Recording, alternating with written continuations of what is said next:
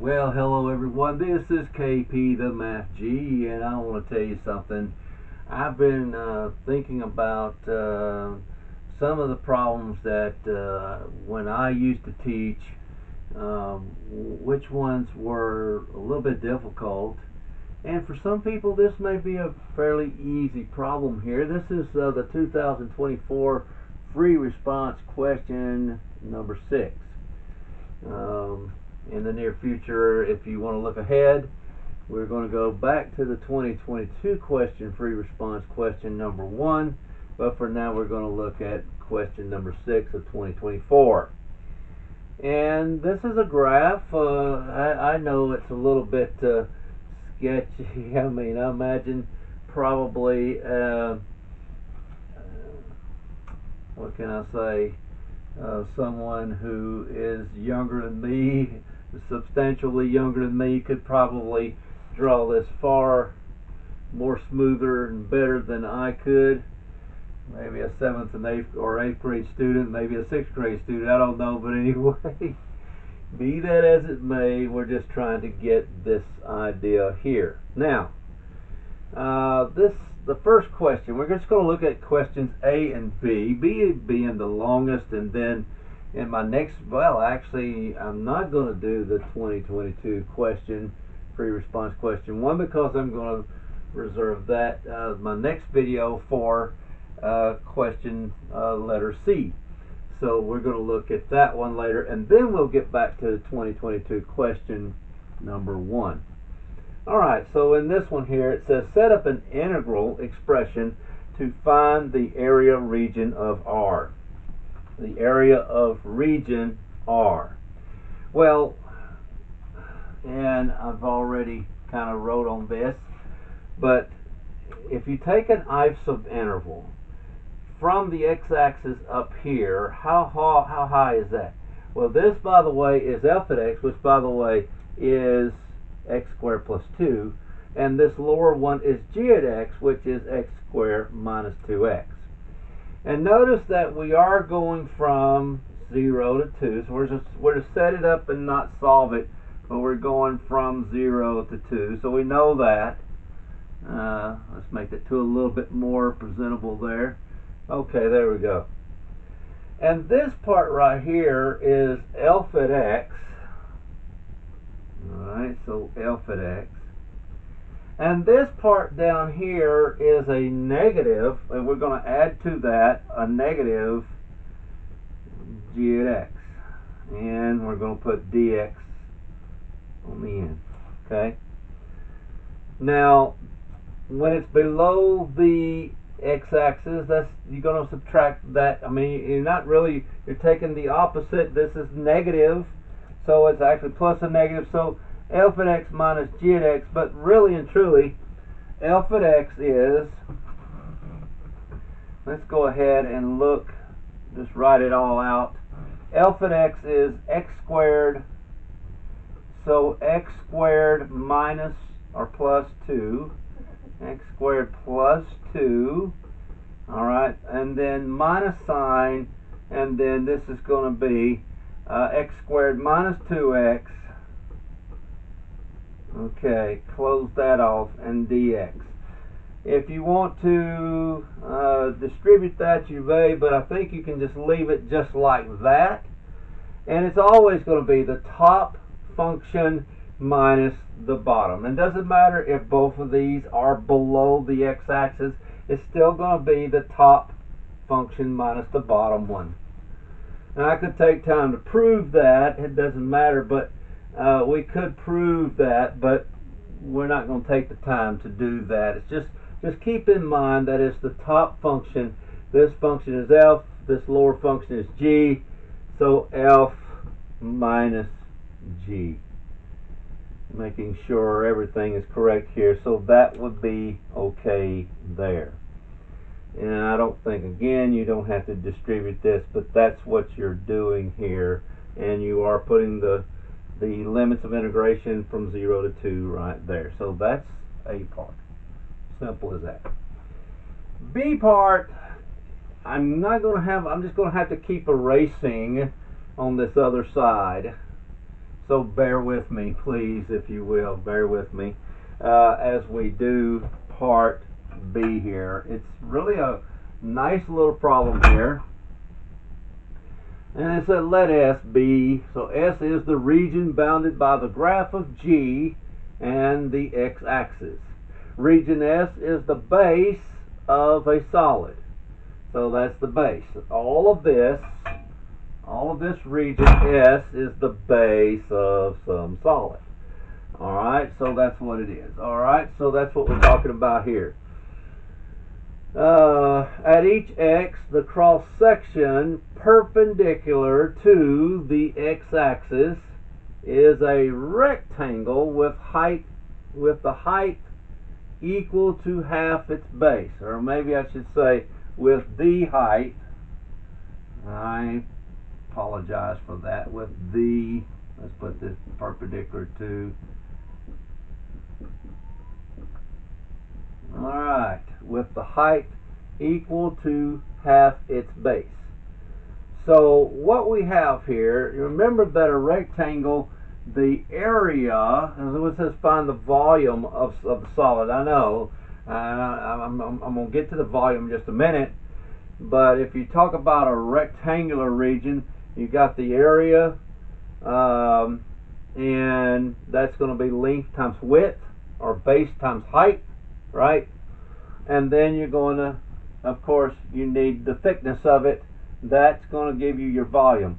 So your base, so volume is equal to base times the height times the thickness. Okay, just like that.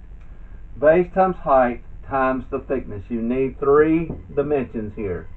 Alright, and that's what we have. Alright, so here's what we have is that what we have here is that the rectangle, let's see, with the height equal to half its base. The height is equal to 1/2 the base. Alright, and again, this cross section is perpendicular to the x-axis, so that's what the base is. It is perpendicular, or each cross section is perpendicular to the x-axis. So let's keep this in mind. We're going to have to do a lot of erasing here, so bear with me as we do this problem. We're going to have to put it all here, and we're probably going to need 3 boards, at least 2 boards to do that, and we just don't have but one, so we only got this space to do it all in. So bear with me as we do this, please. I appreciate you very much. Now, alright, so let's see, the height here, let's go back here. This is well, actually the base is here, right here. How high is that base? Well, that base is G, isn't it? From the x-axis to the line or the curve itself.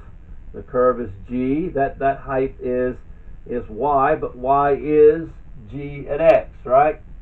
So G at X is X squared. So the base, let's put it over here. The base is equal to X squared minus 2X. Now let's go back over here and let's read it again. We got the base is G at X. The height is 1/2 the base. Alright, so the height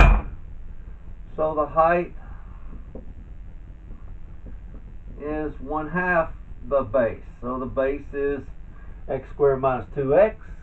So we're just going to do 1/2 times X squared minus 2X.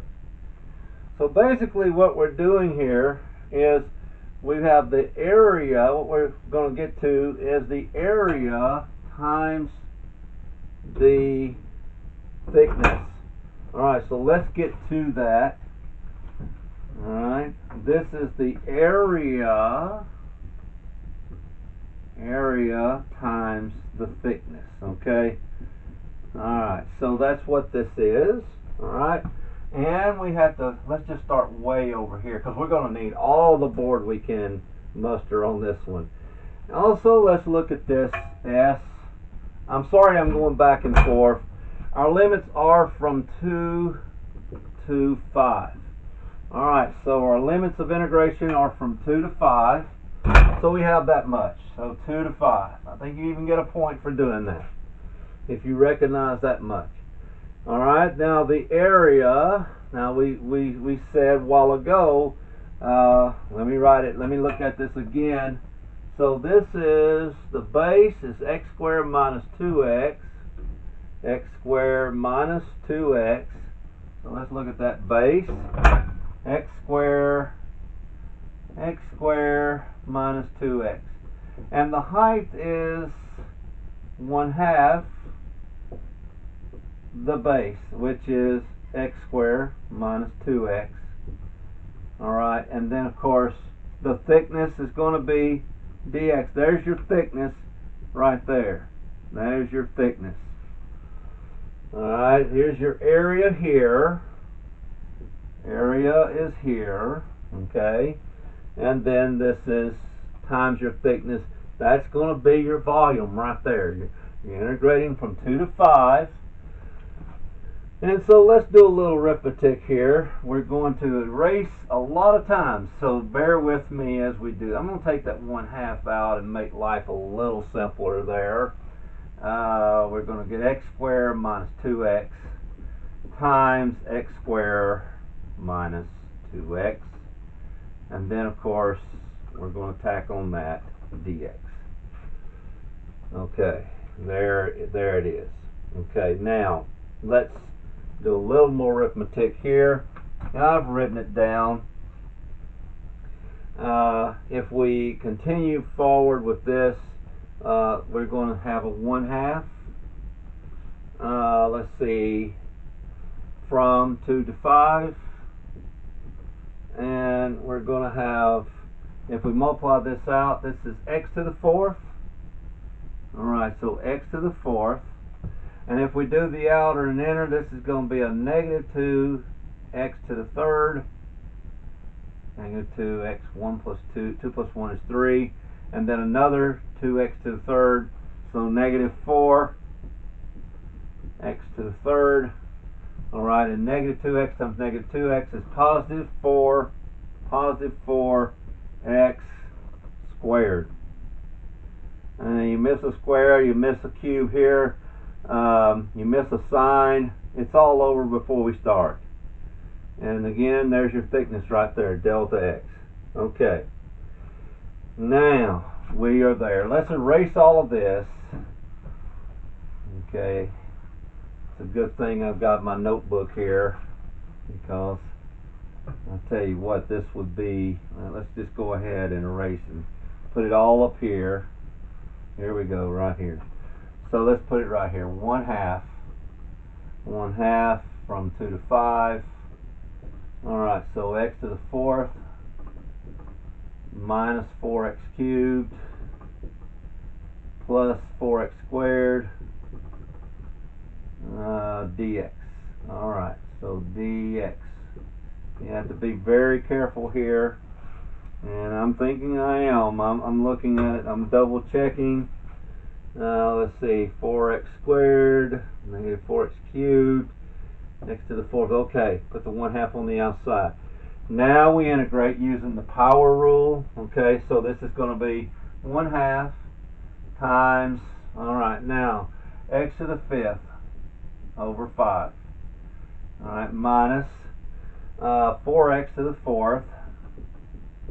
Alright, over 4. Alright, and then plus 4x cubed over 3. And we are integrating from 2 to 5. Okay, so far so good. Alright, so now let's plug this in here. This is equal to 1/2 times, now let's start with the 5. 5 to the 5th. 5 to the 5th over 5. Minus 4. Let's see, this is going to be times 5 to the 4th over 4. And you see that divides out. And then plus 4 times 5 to the 3rd. 5 to the 3rd over 3. And if we want to keep going, we can do a minus keep that parentheses right there, okay, minus sign. Okay, so if we keep on going now we plug the 2 in, so 2 to the 5th over 5 minus, okay, and by the way, this divides out, right? Alright, so that's just 2 to the 4th. Alright, and then plus 4 times 2 cubed over 3. Oh my. And then we will close that because we have that 1/2 out there. Alright, so let's see, maybe we can put some of this out here. Let's see, maybe. So equals 1/2. Bear with me, please. Oh my goodness. Alright, so let's see. This is actually going to be 5 to the 4th, isn't it? 5 to the 5th over 5 to the 1 is 5 to the 4th. And by the way, this is 5 to the 4th, so 5 to the 4th minus 5 to the 4th is 0, which is left with now here 4 times 125. 5 to the 3rd is 125, so 4 times 125 over 3. Okay. Now minus. Okay. 2 to the 5th is 32. 32 over 5 minus 2 to the 4th is 16 plus 4 times 2 cubed is 8, which is 4 times 8 is 32. So 32 and 32 over 3. And so far everything's looking good. Alright, there we go right there. Alright, let's come back and erase some of this because we're going to need some more room. Alright, bear with me. Now you got to trust that you're doing everything right, because if you're not, then oh boy. Okay, now let's just come back over here and keep going. Let's just break that off there. Now equals, okay, 1/2 still. Alright, now this is 4 times 125 is 500. 500 over 3. Alright, minus sign. Now, when I do this, I'm getting a common denominator of 15. So what I have here is 96 over 15 minus 240 over 15. Okay, plus 160 over 15. And bear in mind, I still have a minus sign there, so I'll block that off like that. Alright, so this is equal to 1/2. And this is still 500 over 3. I'm just going to leave it like that. Alright, and then when I get through with this, I get 16 over 15.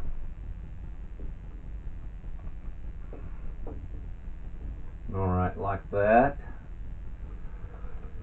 Okay, now I just need a common denominator here. So if I multiply this by 5 and this by 5, this is 1/2. Okay, 1/2 times 2500. 2500 over 15 minus 16. Whoops. Minus 16 over 15. Alright, so let's see. I've got 1/2 times 2484 over 15, and of course this is equal to, let's just keep going down here. I can take half of each one, right? So this is half of 2 is 1, half of 4 is 2, half of 8 is 4, half of 4 is 2. 1242 over 15. Oh my. Okay, so 3 will go into both of them. And when we divide by 3, we're going to get 414 over 5. That's it right there. Okay. Probably this will be, you could probably write this as a decimal. I forget what the decimal is, but 80 something point something, or 80 point something is what I get. can't remember the exact answer to that, but anyway, here it is, 414 over 5. This would probably be in, since it's a volume, it would be in cubic units. All right, if you want to put that cubic units. Okay, like that. So 414 over 5 cubic units. And once again, you just have to recognize this as a rectangle, and this is 1/2. Well, we already erased it.